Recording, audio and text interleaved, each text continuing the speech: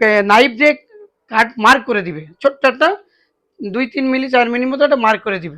আসসালামু আলাইকুম ওয়া প্রিয় ভিউয়ার্স, আজকে আমরা টপিক নিয়েছি মার্কার। মার্কারে কি কি চেক করা হয়। এই মার্কার হচ্ছে কাটিং কাটার আগে মার্কার সম্পূর্ণ চেক হয়ে যায় যাতে কোনো ভুল ভ্রান্তি না হয়। এখানে মার্কারে কি কি চেক হয় আর কি কি প্রবলেম সাধারণত থাকতে পারে এই বিষয় নিয়ে আপনাদের সাথে আলোচনা করব। মার্কারে মার্কারে অনেক ধরনের প্রবলেম থাকতে পারে। এই মার্কার যদি যে মার্কার চেক করে ভুল করে পাস দিয়ে দেয় তাহলে পুরো কাটিংটা বরবাদও হয়ে যেতে পারে। তো এটা নির্ভর করে মার্কার প্রপারলি চেকের উপরে। মার্কার যদি প্রপারলি চেক হয় তাহলে প্রবলেম হলে ওখানে ধরা পড়ে যাবে, ধরা পড়লে মার্কার রিটার্ন হবে এবং পুনরায় আবার প্রিন্ট দিতে হবে, প্রিন্ট দিয়ে কাটতে হয়। আর যদি মার্কার সম্পূর্ণ স্বয়ংসম্পূর্ণ থাকে তাহলে মার্কার চেক করে রিলিজ দিলে এটা কাটিং পরিপূর্ণ হয়। তাহলে একটা কাটিং যদি ভুল কাটিং হয়ে যায় ওটা সমাধান করার পথ আর তেমন থাকে না। এই জন্য মার্কার চেকের গুরুত্ব অপরিসীম। এই মার্কার চেকে কি কি মার্কার চেক করা হয় সেই বিষয়গুলো আলোচনা করব। প্রথমে প্যাটার্ন প্যাটার্ন অ্যামেন্ডমেন্টটা কি? মনে করেন সাইজ সেট করা হয়েছিল, সাইজ সেট মেজারমেন্ট করে দেখা গেছে কোনো একটা প্রসেস অ্যাড করা লাগবে বা কোনো একটা মেজারমেন্ট অ্যাড করা লাগবে।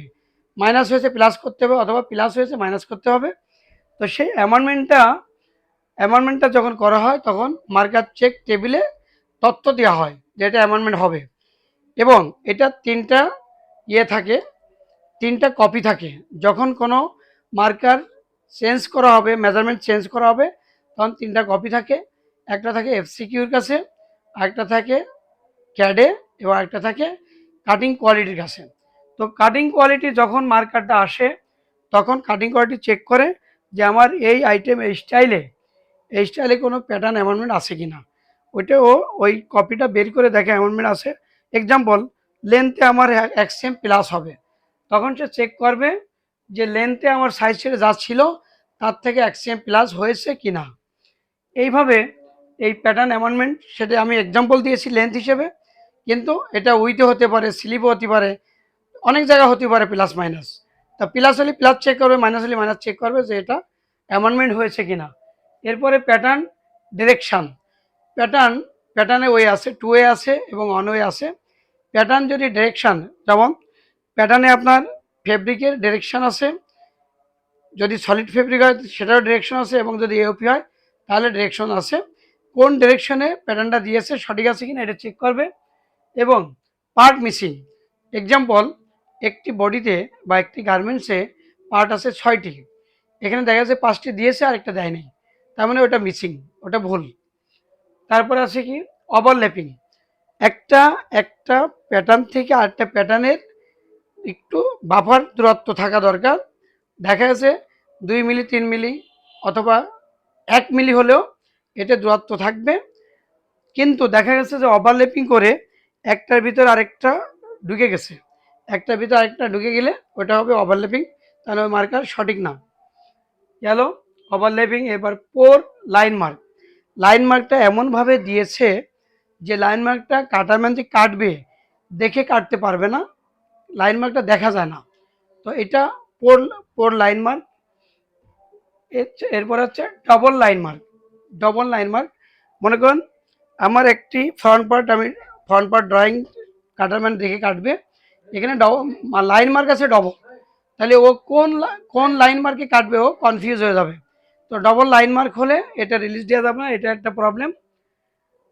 প্যাটার্ন টু প্যাটার্ন ডিস্টেন্স, এই প্যাটার্ন টু প্যাটার্ন ডিস্টেন্স, একটা প্যাটার্নের থেকে একটা প্যাটার্নের ডিস্টেন্স থাকবে 1 মিলি 2 মিলি 3 মিলি হলেও ডিস্টেন্স থাকবে। এটা ওই ওভারল্যাপিংয়ের মতো।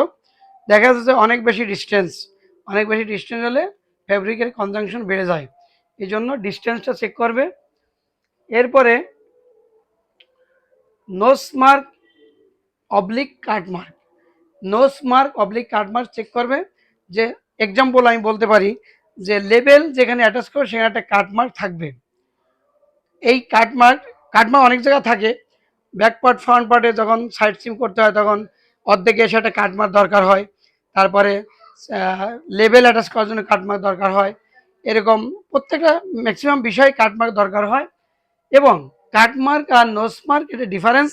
কাটমার্ক আসছে অ্যাজ পার প্যানেল যেরকম আছে ওরকমই থাকবে, ওখানে একটা নির্দিষ্ট নাইফ দিয়ে কাট মার্ক করে দিবে, ছোট্ট একটা 2-3 মিলি 4 মিলির মতো একটা মার্ক করে দিবে। আর নোসমার্ক আসছে যে আমার এখানে প্যানেল যেরকম আছে এরকম, কিন্তু ওই জায়গায় বাড়তি বাড়তি একটু ফেব্রিকের অংশ, অর্থাৎ এটা আছে নোসমার্ক, যেটা বাড়তি ফেব্রিকের অংশ থাকে এটা নোসমার্ক, আর যেটা নাইফ দিয়ে কাটমার্ক দেওয়া হয় ওটাই কাটমার্ক। তো এই কাটমার্ক বা নোসমার্ক যদি না থাকে তাহলে এটা যখন যখন সুইংয়ে যাবে তখন সুইংয়ে গেলে এটা করতে অনেক ঝামেলা হতে পারে। এই জন্য কাটমার্ক অথবা নোসমার্কটা প্রপারলি চেক করতে হয়। তো এই মেন বিষয়গুলো, আরও টুকটাক দু একটা বিষয় থাকতে পারে, তবে একটা মার্কারের যে চেকটা হবে তার মেন বিষয়গুলো ছিল এগুলো।